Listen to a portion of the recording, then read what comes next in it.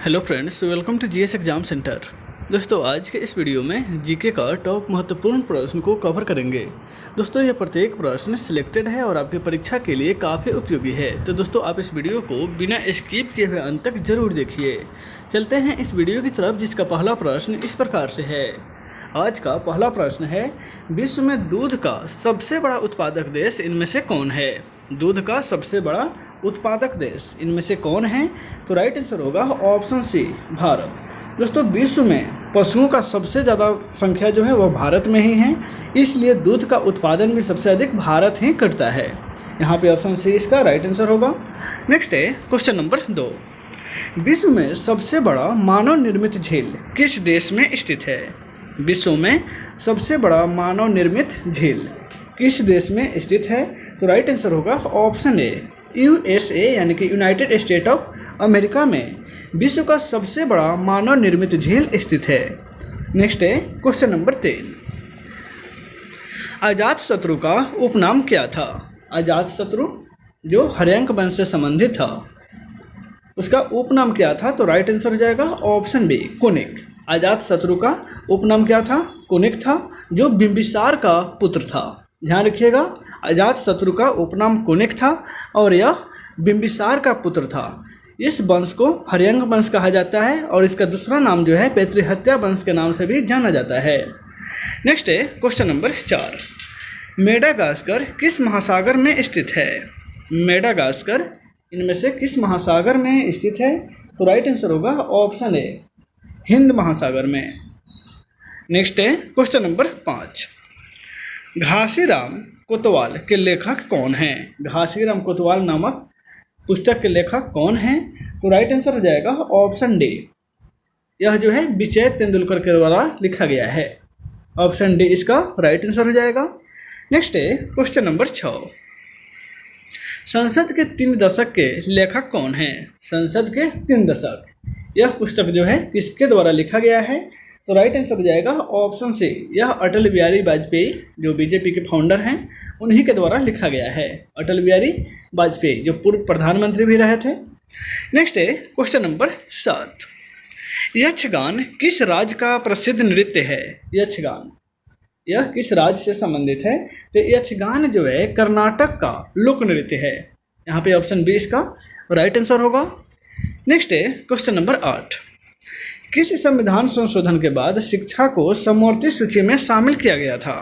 इनमें से किस संविधान संशोधन के बाद शिक्षा को समवर्ती सूची में शामिल किया गया? तो राइट आंसर हो जाएगा ऑप्शन ए, 42वां संविधान संशोधन जो 1976 में हुआ था। 1976 में उस समय शिक्षा को समवर्ती सूची में डाल दिया गया। नेक्स्ट है क्वेश्चन नंबर 9। राष्ट्रीय महिला आयोग का गठन किस वर्ष किया गया था? राष्ट्रीय महिला आयोग का गठन, तो राइट आंसर होगा ऑप्शन सी, 1992 ईस्वी में राष्ट्रीय महिला आयोग का गठन किया गया। नेक्स्ट है क्वेश्चन नंबर 10। इंदिरा गांधी राष्ट्रीय मानव संग्रहालय भारत के किस शहर में स्थित है? इंदिरा गांधी राष्ट्रीय मानव संग्रहालय यह मध्य प्रदेश की राजधानी भोपाल में स्थित है। ऑप्शन ए इसका राइट आंसर होगा। नेक्स्ट है क्वेश्चन नंबर 11। केंद्रीय भवन निर्माण अनुसंधान संस्थान किस राज्य में है? केंद्रीय भवन निर्माण अनुसंधान संस्थान जो है यह भारत के किस राज्य में स्थित है? तो राइट आंसर होगा ऑप्शन डी, यह उत्तराखंड में है। नेक्स्ट है क्वेश्चन नंबर 12। मीन कैंप किसकी आत्मकथा है? मीन कैंप जो है यह निम्नलिखित में से किसकी आत्मकथा है? तो राइट आंसर हो जाएगा ऑप्शन बी, नाजीवाद हिटलर। हिटलर की यह आत्मकथा है मीन कैंप। नेक्स्ट है क्वेश्चन नंबर 13। किस वर्ष को जनसंख्या का लघु विभाजक कहा जाता है? किस वर्ष को जनसंख्या का लघु विभाजक के रूप में उसको जाना जाता है? तो राइट आंसर हो जाएगा ऑप्शन डी, 1951 को जनसंख्या का लघु विभाजक के रूप में जाना जाता है। लघु विभाजक और बृहत विभाजक यानी कि महाविभाजक की जब बात करें तो 1921 को जो है वह महाविभाजक के रूप में जाना जाता है। नेक्स्ट है क्वेश्चन नंबर 14। नहरों से सिंचाई के मामले में कौन सा राज्य सबसे आगे है? यानी कि नहर के द्वारा जो सिंचाई की जाती है इस मामले में कौन सा राज्य है सबसे आगे है तो यहाँ पे उत्तर प्रदेश राइट आंसर होगा, यानी कि ऑप्शन सी। उत्तर प्रदेश में नहरों की सिंचाई से ही ज़्यादा खेती की जाती है। नेक्स्ट है क्वेश्चन नंबर 15। स्पेन की मुद्रा को क्या कहा जाता है, यानी कि स्पेन की मुद्रा का नाम क्या है, स्पेन की करेंसी का। तो राइट आंसर हो जाएगा ऑप्शन ए, पेसेता। स्पेन की करेंसी है पेसेता। नेक्स्ट है क्वेश्चन नंबर 16। पशु रोग अनुसंधान एवं रोग नियंत्रण केंद्र कहाँ पर है? पशु रोग अनुसंधान संस्थान एवं रोग नियंत्रण केंद्र, यह दोनों कहाँ पर स्थित है? तो राइट आंसर हो जाएगा ऑप्शन बी, इज्जतनगर। इज्जतनगर हरियाणा राज्य में स्थित है। नेक्स्ट है क्वेश्चन नंबर 17। रेशम उत्पादन में भारत का विश्व में कौन सा स्थान है? रेशम उत्पादन की दृष्टि से भारत का जो है विश्व में कौन स्थान है? तो तृतीय स्थान है। ऑप्शन सी इसका राइट आंसर होगा। प्रथम स्थान चीन का है। नेक्स्ट है क्वेश्चन नंबर 18। ब्लैक बग राष्ट्रीय उद्यान किसके लिए प्रसिद्ध है? ब्लैक बग राष्ट्रीय उद्यान जो है वह किसके लिए प्रसिद्ध है? तो राइट आंसर हो जाएगा ऑप्शन सी, ब्लैक बग राष्ट्रीय उद्यान जो है वह काले हिरण के लिए प्रसिद्ध है। ध्यान रखिएगा, काले हिरण के लिए। नेक्स्ट है क्वेश्चन नंबर 19। सबसे बड़ा श्वेत रक्तकण इनमें से कौन सा है? तो राइट आंसर हो जाएगा ऑप्शन ए, यानी कि मोनोसाइट। ध्यान रखिएगा, यह WBC का ही सब पार्ट है। मोनोसाइट, बोसुलोफिल्स, लिम्फोसाइट और हेट्रोफिल्स। तो इसमें से सबसे बड़ा WBC का जो कण होता है वह मोनोसाइट होता है। नेक्स्ट है क्वेश्चन नंबर 20। पोलियो रोग में शरीर का कौन सा अंग प्रभावित होता है? पोलियो रोग में शरीर का कौन सा अंग जो है वह प्रभावित होता है? तो यहाँ पे राइट आंसर होगा ऑप्शन डी, तंत्रिका तंत्र। ध्यान रखिएगा, तंत्रिका तंत्र को प्रभावित करता है पोलियो रोग। नेक्स्ट है क्वेश्चन नंबर 21। भारत की राष्ट्रीय नदी कौन सी है? तो भारत की राष्ट्रीय नदी है गंगा। नेक्स्ट है क्वेश्चन नंबर 22। राष्ट्रपति के रूप में सबसे छोटा कार्यकाल किनका रहा है?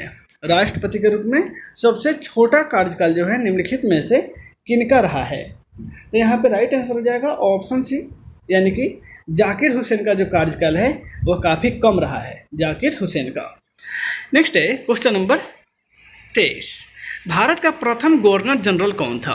भारत का प्रथम गवर्नर जनरल कौन था? तो राइट आंसर हो जाएगा ऑप्शन ए।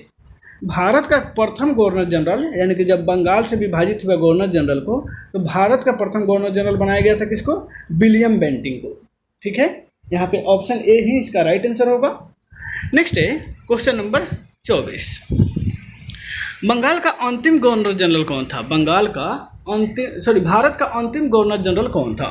तो भारत का अंतिम गवर्नर जनरल की बात करते हैं तो यहाँ पर राइट आंसर हो जाएगा ऑप्शन सी, लॉर्ड माउंटबेटन जो है भारत का अंतिम गवर्नर जनरल था। यहाँ पे गवर्नर जनरल की बात करता है तो लॉर्ड कैनिंग जो है, लॉर्ड कैनिंग यह भारत का अंतिम गवर्नर जनरल बना।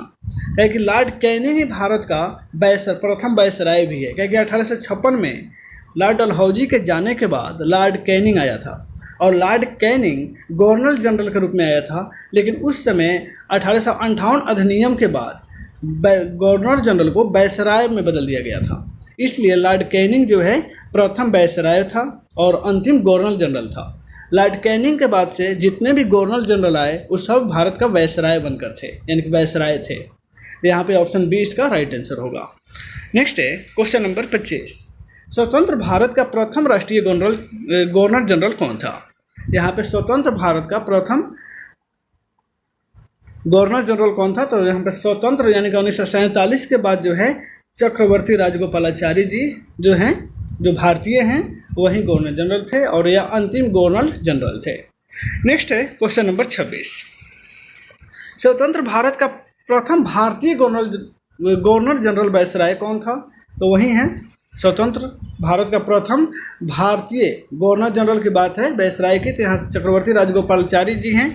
यहाँ पे जो है स्वतंत्र भारत का प्रथम गवर्नर जनरल की बात करता है। यदि भारतीय नहीं लगा है तो लॉर्ड माउंटबेटन यहाँ पे सही हो जाएगा और यहाँ पे जब भारतीय लगा है तो चक्रवर्ती राजगोपालाचारी हो जाएगा। ठीक है, इस प्रकार से यहाँ पे लॉर्ड माउंटबेटन सही होगा 25 का, और 26 का जो है भारतीय गवर्नर जनरल की बात करता है तो भारतीय गवर्नर जनरल में चक्रवर्ती राजगोपालाचारी सही होगा। नेक्स्ट है क्वेश्चन नंबर 27। भारत का प्रथम वायसराय कौन था? अब यहाँ पे फिर है भारत का प्रथम वायसराय। तो वायसराय की जब बात है तो यहाँ पे क्या हो जाएगा राइट आंसर इसका? तो राइट आंसर हो जाएगा ऑप्शन बी, लॉर्ड कैनिंग जो है भारत का प्रथम वायसराय था, क्योंकि अंतिम गवर्नर जनरल यही था। 1858 एक्ट के तहत यह वायसराय यही बना, लॉर्ड कैनिंग ही बना, क्योंकि यह 1856 में ही आया था, तो उस समय यह गवर्नर जनरल के रूप में आया था। लेकिन जो अधिनियम पारित किया गया था वो 1858 में एक्ट पारित किया गया था, और उसके तहत गवर्नर जनरल को वायसराय में बदल दिया गया, और लॉर्ड कैनिंग जो है उस समय था, इसलिए वह वायसराय बना। नेक्स्ट है क्वेश्चन नंबर 28, भारत का अंतिम वायसराय कौन था? अब यहाँ पे बात करते हैं भारत का अंतिम वायसराय कौन था। तो यहाँ पे राइट आंसर हो जाएगा ऑप्शन सी, भारत का अंतिम वायसराय जो था वो लॉर्ड माउंटबेटन था। वहीं यदि भारतीय वायसराय की बात करता तो चक्रवर्ती राजगोपालचारी हो जाता। नेक्स्ट है क्वेश्चन नंबर 29, इंडिया गेट की नींव ब्रिटिश सरकार ने कब रखी थी?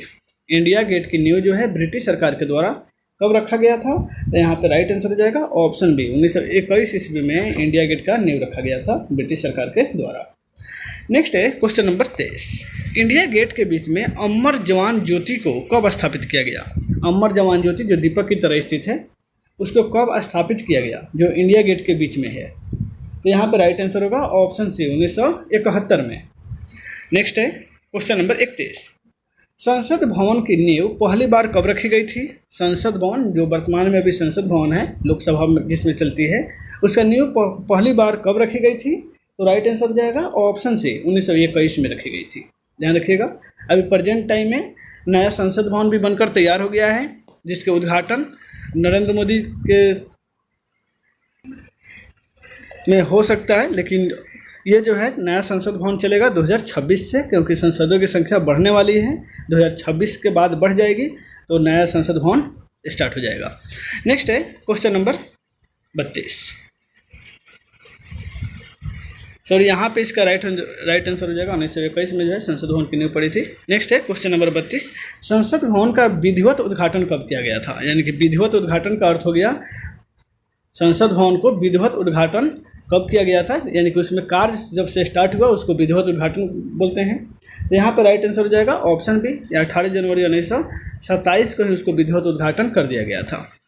नेक्स्ट है क्वेश्चन नंबर 33, संसद भवन का विधिवत उद्घाटन किनके द्वारा किया गया था? तो जो 1927 में जो है गवर्नर जनरल थे उन्हीं के द्वारा किया गया था, तो उस समय लॉर्ड इरविन थे, लॉर्ड इरविन, यानी कि ऑप्शन यहाँ पे ये इसका राइट आंसर हो जाएगा। संसद भवन का विधिवत उद्घाटन लॉर्ड इरविन के द्वारा 1927 में किया गया। नेक्स्ट है क्वेश्चन नंबर 34, भाषा के आधार पर राज्यों का पुनर्गठन किस वर्ष किया गया था? भाषा के आधार पर राज्यों का पुनर्गठन किस वर्ष किया गया था? तो राइट आंसर हो जाएगा ऑप्शन बी।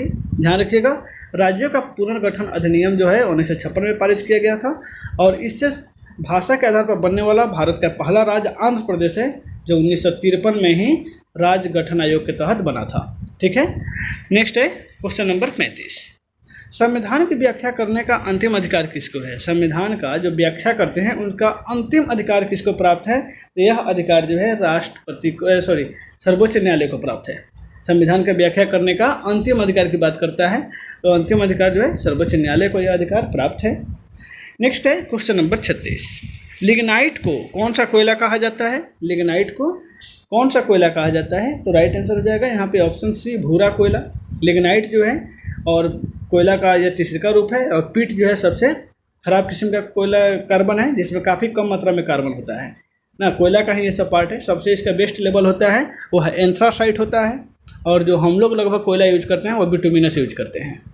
नेक्स्ट है क्वेश्चन नंबर 37, कौन सा विटामिन किसी भी मांसाहारी भोजन में नहीं पाया जाता है? अब बताना है आपको इसमें से कौन सा विटामिन जो है वह किसी भी मांसाहारी भोजन में नहीं पाया जाता है, तो वह है विटामिन सी, यानी कि ऑप्शन बी इसका राइट होगा। विटामिन सी जो है वह किसी भी मांसाहारी भोजन में नहीं पाया जाता है। नेक्स्ट है क्वेश्चन नंबर 38, भारत में न्यूनतम मजदूरी अधिनियम पहली बार किस वर्ष स्वीकृत हुआ था? न्यूनतम मजदूरी अधिनियम को पहली बार कब पारित किया गया था? तो राइट आंसर होगा ऑप्शन सी, 1948 में पहली बार न्यूनतम मजदूरी अधिनियम पारित करके मजदूरों की न्यूनतम वेतन का निर्धारण किया गया था।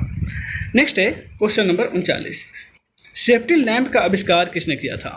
सेफ्टी लैंप, इसका आविष्कार जो है हेम्फ्री डेवी के द्वारा किया गया था, हेम्फ्री डेवी के द्वारा। तो दोस्तों आज के इस वीडियो में बस इतना ही, फिर मिलते हैं नेक्स्ट वीडियो में। Take care.